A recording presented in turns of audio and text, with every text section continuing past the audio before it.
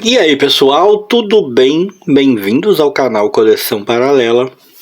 Sou o Rodrigo. Esse cara fascinante aqui é o mestre do terror. E hoje é dia de falar de Marvel no canal. E de falar de um dos meus super-heróis prediletos da Marvel. Durante muito tempo foi o meu herói predileto, o Homem-Aranha. Isso porque a gente vai falar dessa ediçãozinha aqui, Marvel Especial 1, Homem-Aranha versus Duende Verde. Foram lançadas duas edições nesse mote aqui, né, que reuniam as batalhas do Homem-Aranha com o Duende Verde.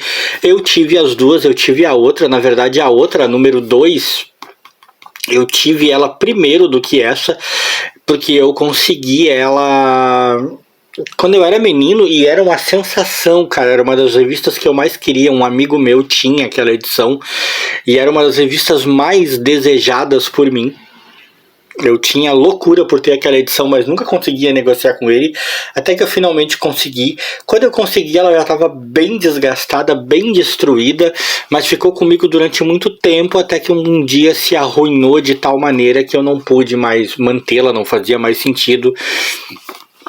Mas acabei ficando com a número 1. A número 1 eu comprei muitos anos depois, na época em que eu morei em Santa Catarina, né? Lembrando, a número 2 eu adquiri quando menino. A número 1 eu vim adquirir num sebo em Santa Catarina muitos anos mais tarde. E a coisa se inverteu. Hoje em dia eu mantenho a número 1. E se eu tô fazendo esse vídeo hoje é exclusivamente pela nostalgia de ter reencontrado essa edição no meio das minhas coisas, ter folheado ela e ter lembrado dessa época em que ler quadrinhos era uma coisa que parecia tão mais simples, tão mais lúdica do que é hoje em dia. Aliás, essa cara do Duende Verde aqui, ó, sempre me impressionou, porque aqui, meu amigo, o Duende Verde parece que tá com cílios que ele mandou fazer em algum lugar, né? Tipo, ele comprou é dele, entendeu? Não é possível. Mas, continuando. Era uma época bem mais lúdica, né, cara? Era uma época em que quadrinhos eram mais simples, realmente feitos para criança. E eu não vou começar aqui um chororô de velho, dizer que hoje em dia nada presta. Então tem ainda coisas que prestam. De vez em quando dá para encontrar alguma coisa, mas não adianta, né? Quando você vive determinadas épocas, reúne determinadas emoções daquela época, nada vai superar a época em que você viveu, né? Pra mim, a época desses quadrinhos aqui, do formatinho da Abril, ainda é a melhor época que existiu em matéria de quadrinhos. Eu amava muito. Admito a vocês que o número 2, que eu não tenho mais, de Homem-Aranha vezes Duende Verde, eu achava bem melhor. Tem as melhores histórias, até porque tem a fatídica história da morte, né, da Gwen Stacy. A gente sabe bem que é um dos momentos mais marcantes da história do Homem-Aranha. Só por ter aquela história já valia muito mais a pena. Mas a número 1 me reservou muitas surpresas quando eu fui ler e eu gostei demais também. Um dia eu pretendo, quem sabe, encontrar a número 2. A número 1 foi publicada em 86, 9 de 10 de 86. Traz algumas das primeiras histórias do Homem-Aranha com o Duende Verde. Né? A maioria das histórias é bem, se comparada hoje em dia, são tramas bem mais simples, né? Bem mais,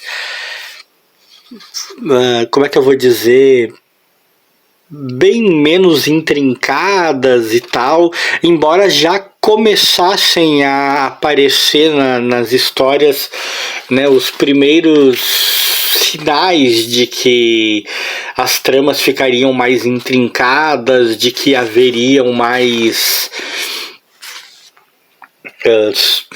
complexidade, de que haveria mais complexidade no futuro das aventuras, né? Esses primeiros sinais aparecem aqui e na verdade, na medida em que as histórias vão avançando, essa complexidade já vai surgindo. Eu lembro que essa primeira história aqui, na qual ele enfrenta esse grupo de caras aqui, que sei lá como é que é o nome desses caras mesmo, destruidores, Desafiadores, alguma coisa assim. Não me recordo bem, com sinceridade. Né? Tô tentando até encontrar o nome dos caras aqui, mas eu não me recordo muito bem. Mas seja como for, que ele encontra esse... Executores, né? O nome dos caras são Executores. Eu achei uma história muito palha, porque os caras eram cheios de banca, cheios de coisa aradas, mas não tem superpoderes, não tem supercapacidades. Pra mim, eles conseguirem sequer arranhar o Homem-Aranha era uma coisa bem ridícula. Tudo bem, ele não teve dificuldades em derrotá-los, mas pra mim deveria ter sido mais fácil ainda, eles deveriam não ter representado nenhuma ameaça. Mas aí há o grande lance da história, né? Que é quando o Homem-Aranha encontra o Hulk. E aí, cara, aí foi a primeira vez que eu li uma história em que o Homem-Aranha lida com o Hulk. E, cara, embora eu já não fosse mais menino, eu preciso lembrar, eu comprei essa edição aqui quando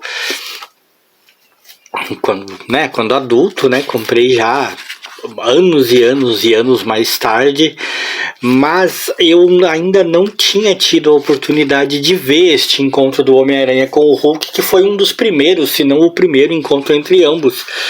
Outras aventuras em que eu havia lido em que o Homem-Aranha e o Hulk haviam estado juntos, tratava-se ou do Hulk cinza, ou uma aventura que eu li em que o Homem-Aranha acaba meio que virando o Hulk, né? Ele tem um rápido confronto com o Hulk e acaba virando o Hulk. Né? Ele vira o Hulk-Aranha, uma coisa assim, numa história que eu achei singularmente boba. Aí, eu acho que só pela oportunidade de ver o Homem-Aranha e o Hulk junto, essa revista já era uma coisa que eu adorei ter, mas depois, à medida em que eu fui lendo e fui entendendo muitas histórias aqui contidas eu nunca havia lido. Essas Marvel Especial Homem-Aranha versus Duende Verde parte 1 e parte 2 tiveram, para mim pelo menos, também este poder, esta capacidade, a de me trazer, a de me apresentar muitas histórias que eu não tinha tido a oportunidade de ler. Muitas aventuras, muitos confrontos do Homem-Aranha com o Duende Verde eram inéditos para mim e eu pude ir evoluindo e aprendendo e observando como a rixa entre ambos, como as batalhas entre eles iam ficando cada vez mais violentas, cada vez mais intrincadas e cada vez mais perigosas para o Homem-Aranha. Eu não mencionei, mas eu creio que não preciso falar isso, né? Todo mundo que conhece o Homem-Aranha, que conhece essa fase, que já ouviu falar desta fase aqui, sabe que a arte aqui é do Ditko, né? O tempo todo aqui é Steve Ditko e Stan Lee, né? São histórias do auge da dupla. E quando começa a chegar essa história final aqui, em que o Duende Verde finalmente revela que ele é o Norman Osborn, aí é como eu digo, a trama evoluiu ao seu nível máximo, assim. Chegou ao seu nível total de complexidade. De histórias mais simples, com o velho e básico trocar de sopapos entre vilão e herói impedindo o vilão de cometer crimes, né? Sai na porrada, vilão foge ou é preso, coisas assim, né? Que a gente costuma ver. Foi cada vez mais entrando numa espiral de complexidade, de subtramas, de questões que não podiam ser resolvidas facilmente, né? Chegamos a um ponto em que não bastava mais para o Homem-Aranha tentar prender o Duende Verde ou tentar simplesmente impedi-lo de cometer seus crimes, porque agora o Duende Verde sabia quem ele era e ele sabia quem era o Duende Verde, e o Duende Verde ainda era o pai do seu então melhor amigo, né, o Harry Osborn. E aí nós vamos para a parte 2, que infelizmente eu não tenho, aonde as histórias são ainda mais pesadas, com temas até mesmo como drogas e tal, e onde acontece não só a fatídica morte da Gwen Stacy, como o próprio Duende Verde perece. Mas sabemos que no universo dos quadrinhos ninguém morre para sempre, né? Muito tempo depois aí resolveram ressuscitar o Osborn e tal, e no final das contas os caminhos que deram para esse vilão quando decidiram trazê-lo de volta são caminhos que eu acho extremamente idiotas, tanto que eu não acompanhei essa fase, não tive interesse. É difícil ter interesse em determinadas coisas. Eu não tenho tanto problema com a ideia de que quase ninguém morre para sempre nos quadrinhos, tá? Eu acho que às vezes até é interessante trazer um vilão de volta. Mas muitas vezes, ou um herói, né? Mas muitas vezes a maneira como tratam esse personagem, quando ele volta, né? Os novos rumos que dão para ele são deveras incômodos, deveras decepcionantes. E é o que se deu, na minha opinião, com o Norman Osborn, quando, né, resolveram, né, tirar o cara do mundo dos mortos e tal, que eu achei extremamente idiota o que foi feito. Mas enfim, esse vídeo é para celebrar não essa fase que eu considero decadente, é para celebrar essa fase aqui bem mais simples, bem mais prática e bem mais gostosa de ler, em que o Homem-Aranha e o Duende Verde estavam começando a desenvolver aquela que seria uma das rixas mais épicas e brutais da história dos quadrinhos, né? Isso não só da história da Marvel, sem dúvida da história dos quadrinhos, né? Talvez tenha sido o primeiro passo para um novo universo de super-heróis que chegou ao nível que chega hoje, que como eu brinco, é dramalhão mexicano, né? As histórias não são mais simples, não podem mais ser simples, elas têm que ser complicadas, tem que ter, sei lá, briga de casal, conflito emocional, tem que ter 1001 problemas, né? Divagações existenciais, talvez, né, sagas como a do Homem-Aranha versus o Duende Verde, que começaram de maneira bem mais simples e foram se tornando complexas, até terminar de maneira tão dramática, tenham sido o primeiro passo rumo ao que nos tornamos hoje em matéria de quadrinhos, né? E eu, por este lado, lamento que tenha sido assim, mas celebro demais a época em que tinha essas revistinhas e gosto muito dessa edição aqui e pretendo voltar a encontrar o número 2 para ter de novo as duas edições completas. E daí, quando isso acontecer, pretendo inclusive reler, cara, porque eu nunca mais reli essas aventuras, né?